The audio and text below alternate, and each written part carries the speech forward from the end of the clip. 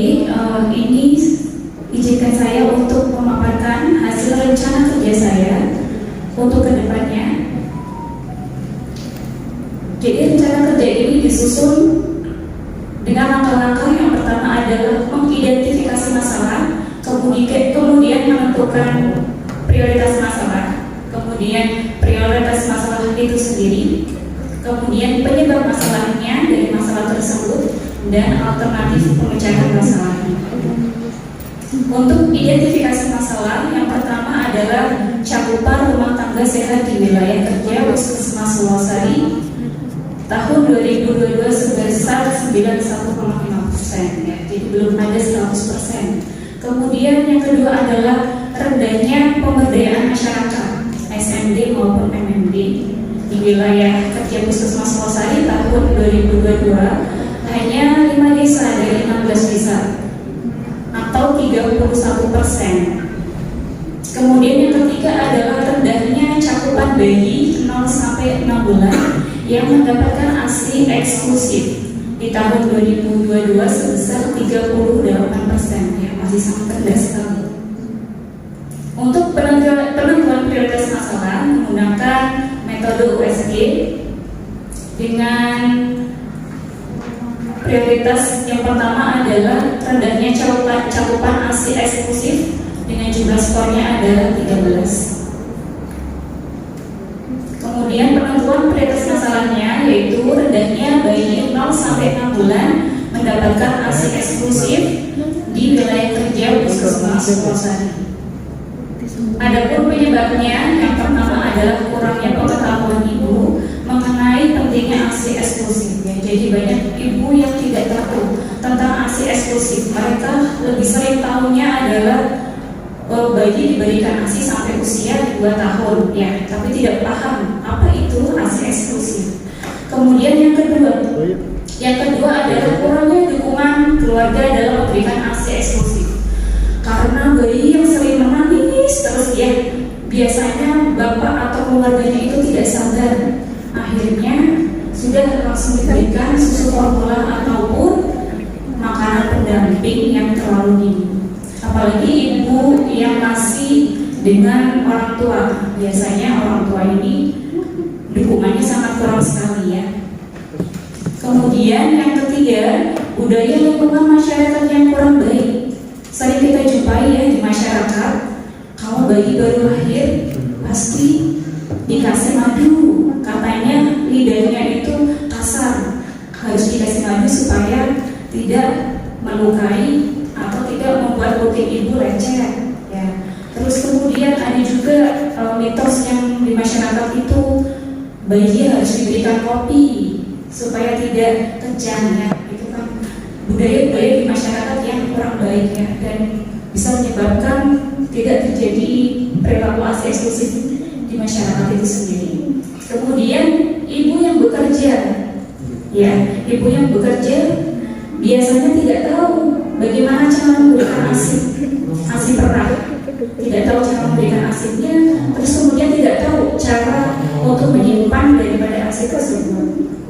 Kemudian yang kelima adalah kurangnya media promosi kesehatan, ya, di masyarakat. Dengan kurangnya media promosi ini bisa menyebabkan masyarakat ini pengetahuannya sangat rendah. Untuk alternatif pemecahan masalah, yang pertama adalah penyuluhan ASI di kelas ibu hamil, kemudian pembuatan media promosi kesehatan, terus konseling pemberian makan bayi dan anak di posyandu, ya, atau praktik PNBH, ya. Terus kemudian untuk rencana kegiatannya, yang pertama adalah penyuluhan ASI eksklusif di kelas ibu hamil. Dengan tahapan kegiatannya, yang pertama konsultasi kepada kepala puskesmas, kemudian merencanakan waktu pelaksanaan, kemudian menyiapkan materi promosi kesehatan, kemudian berkoordinasi dengan bidan desa, ya, karena kegiatannya di desa dan ada 16 desa, jadi harus berkoordinasi dengan bidan desa masing-masing desa. Kemudian yang kelima adalah pelaksanaan kegiatannya. Yang terakhir adalah evaluasi dan pelaporannya. Hasil kegiatan yang ingin dicapai adalah meningkatnya pengetahuan ibu mengenai pentingnya ASI eksklusif ya pada bayi usia 0 sampai 6 bulan ya, waktunya singkat hanya 6 bulan saja. Kemudian penerapan nilai berakhlaknya di sini ada kompeten, di mana saya menyiapkan materi mengenai ASI eksklusif secara jelas dan mudah dipahami oleh audiens. Kemudian kolaboratif di sini saya berkonsultasi dengan kepala puskesmas dan saya berkoordinasi dengan bidan desa ya. Terus kemudian berorientasi kepada pelayanannya, berorientasi pada pelayanan ini dalam memberikan penyuluhan. Saya memberikan penyuluhan dengan baik dan ramah. Kemudian rencana yang selanjutnya itu pembuatan media promosi. Jadi dalam membuat media promosi ini yang pertama harus mengidentifikasi sasarannya. Ya, sasarannya mau bayi, ibu hamil, lansia dan lain sebagainya. Harus diidentifikasi dulu sasarannya, kemudian mencari referensi. Setelah sasarannya sudah, kita cari referensi ya. Biasanya di bawah Google ya. Terus kemudian yang ketiga adalah membuat rancangan desain. Desainnya mau seperti apa, dan yang terakhir adalah evaluasi dan pelaporan. Untuk hasil kegiatannya di sini tersedia media promosi ya berupa banner ya. Ini bisa dibawa kemana-mana ya kalau untuk banner ini. Terus penerapan nilai berakhlaknya yaitu adaptif ya. Saya secara proaktif mencari referensi ya untuk media promosi kesehatan, dan saya juga memanfaatkan media digital untuk mengembangkan kreativitas saya dalam membuat media promosi kesehatan. Kegiatan yang ketiga adalah konseling pemberian makan bayi dan anak di posyandu ya. Untuk tahapan kegiatannya konsultasi kepada kepala puskesmas, yang kedua merencanakan waktu pelaksanaan, kemudian menyiapkan instrumen dan media untuk konselingnya, kemudian berkoordinasi dengan petugas gizi dan bidan desa. Yang kelima pelaksanaan kegiatan, dan yang keenam adalah evaluasi dan pelaporan. Untuk hasil kegiatan yang ingin dicapai adalah meningkatnya pengetahuan ibu balita mengenai pemberian makan bayi dan anak sesuai usianya. Kemudian untuk penerapan nilai berakhlaknya kolaboratif, di sini saya berkonsultasi dengan kepala puskesmas dan berkoordinasi dengan petugas gizi dan bidan desa untuk berorientasi pelayanannya. Saya memberikan pelayanan konseling secara tenang dan ramah ya, karena saat berkonseling itu tidak boleh ada gangguan ya, sehingga harus benar-benar tenang dan sabar gitu ya. Untuk penutup, kesimpulannya dari orientasi ini diharapkan dia dapat meningkatkan koordinasi dan kerjasama di instansi sehingga pelaksanaan kegiatan tercapai secara optimal. Kemudian diharapkan kami dan rekan-rekan P3K mampu berkontribusi ya dalam perubahan baru terhadap kemajuan teknologi, terutama di Kabupaten Pemalang. Yang ketiga adalah manfaatnya ya. Manfaat dari kegiatan ini adalah meningkatkan pengetahuan P3K mengenai tugas dan fungsi ASN serta nilai dan etika pada instansi pemerintah, sehingga kedepannya P3K dapat menjalankan tugas dengan baik, terus bisa mencapai visi misi Kabupaten Pemalang, terutama di bidang kesehatan ya. Jadi pelayanan yang kita lakukan di puskesmas bisa meningkatkan derajat kesehatan masyarakat. Kemudian dari rencana ini diharapkan dapat memberikan kontribusi yang baik, khususnya dalam meningkatkan pengetahuan masyarakat mengenai pentingnya ASI eksklusif di wilayah kerja puskesmas Suasana. Mungkin itu pemaparan dari saya. Barangkali dari teman-teman ada yang ingin bertanya. Siapa yang mau bertanya? Perkenalkan, nama saya Saningrum, tenaga penyuluh kesehatan dari Puskesmas Purworejo. Yang akan saya tanyakan, kendala atau hambatan apa saja yang terjadi ketika panjenengan melakukan penyuluhan di masyarakat? Terima kasih Ibu Nindro atas pertanyaannya.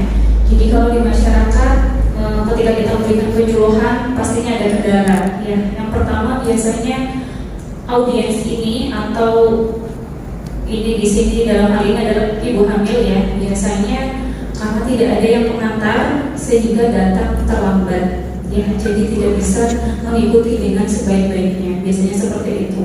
Biasanya undangan jam 8, datangnya ternyata jam 10 ya, sudah mau selesai. Nah, itu biasanya hambatan dalam melaksanakan penyuluhan, sehingga apa yang kita sampaikan hanya separuh-separuh atau setengah-setengah gitu ya, informasi yang didapatkan. Terus kemudian biasanya dalam penyuluhan itu kalau menggunakan menggunakan metode ceramah itu biasanya membosankan ya, karena hanya ada satu arah saja komunikasinya, sehingga perlu adanya diskusi atau perlu adanya menggunakan media-media yang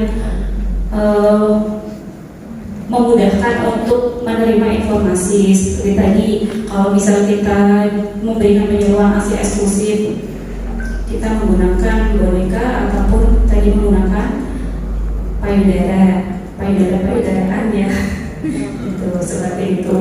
Terus dengan menggunakan misalnya lembar balik yang banyak sekali gambar-gambar, juga audiens ini tidak akan bosan. Mungkin seperti itu Ibu Niro yang biasa saya jelaskan. Bisa diterima? Ada pertanyaan lagi? Tidak ada ya? Saya mau lihat yang bab penutup.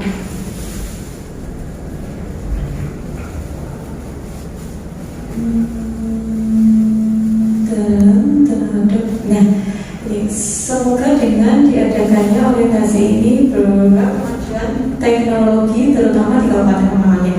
Tolong dispesifikkan. Jadi kita kan bidang kesehatan, mungkin misalnya penggunaan teknologi dalam promosi kesehatan, gitu ya. Kalau misalnya kemajuan teknologi itu kan luas banget ya. Jadi maksudnya biasanya orang-orang IT yang pakai gitu ya. Tapi kan ini kita kan topnya dipersempit lagi, tugasnya di bidang kesehatan ya, misalnya mau memanfaatkan teknologi dalam dalam upaya promosi kesehatan gitu ya. Jadi jangan ini kan terlalu luas ya, nanti diganti di situnya aja. Jadi kalau sudah bagus penyampaiannya ya, sudah biasa menyuruh ya berarti ya. Oke, terima kasih, berikan aplaus untuk terima kasih atas kesempatannya. Mohon maaf bila banyak kesalahan. Wabillahi taufiq wal hidayah. Wassalamualaikum warahmatullahi wabarakatuh.